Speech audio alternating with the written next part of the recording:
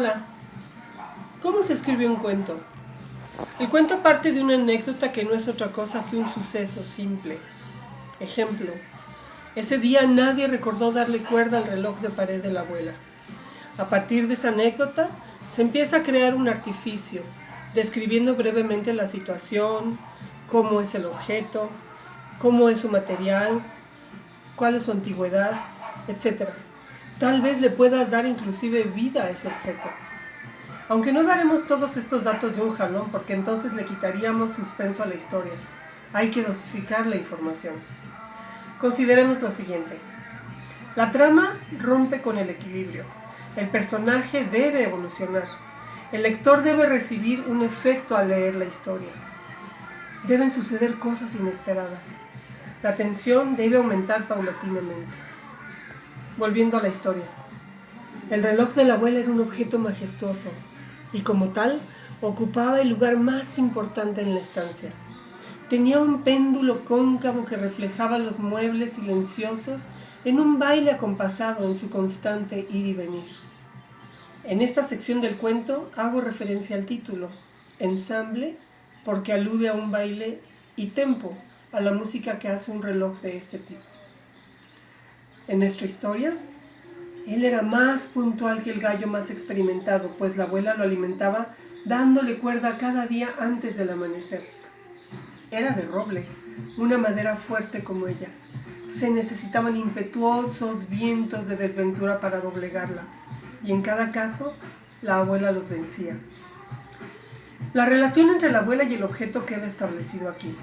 El personaje debe ser el móvil del cuento, el que encierra el conflicto. El lector deberá descubrir al personaje debajo de esa máscara que el escritor le colocó, aunque sea un objeto inanimado. Eso permitirá que el lector se sienta involucrado con él o con ella. En esta historia, la abuela es importante, pero en realidad el personaje principal es el reloj de cuerda. De vuelta a nuestra historia. La abuela lo alimentaba como a un gallo, por eso era tan puntual. Al describir al personaje debes usar rasgos psicológicos, físicos o de su comportamiento que lleve al lector a predecir sus posibles reacciones. Aquí, por ejemplo, estoy anticipando un poco el final para que no sea sorpresivo. Considera ambientar tu historia con elementos no acartonados que impliquen el uso de los 5 sentidos del lector. Se necesitaban vientos impetuosos para doblegarla. Aquí hago referencia a la madera de la que están hechos el reloj y la abuela.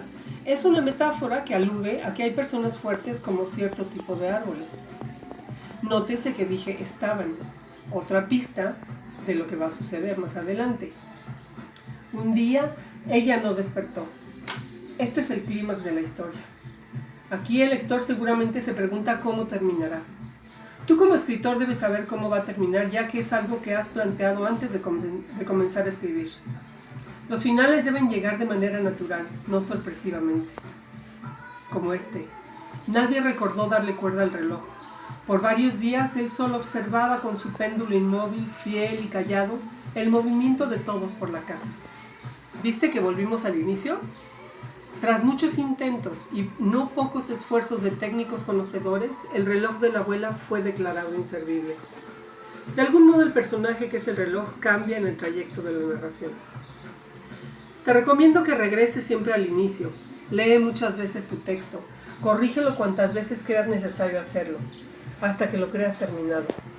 Yo soy Gainer Rodríguez y si te gustó la historia puedes seguirme en colectivocuenteros@gmail.com y en Facebook como Colectivo Cuenteros. Mucha suerte. Ahora te voy a leer el texto completo. Ensamble y tempo. El reloj de la abuela era un objeto majestuoso y como tal ocupaba el centro de la estancia. Tenía un péndulo cóncavo que reflejaba los muebles silenciosos en un baile acompasado en su constante ir y venir. Era más puntual que un gallo experimentado, pues ella lo alimentaba con cuerda cada día antes del amanecer. Era de roble, una madera fuerte como ella.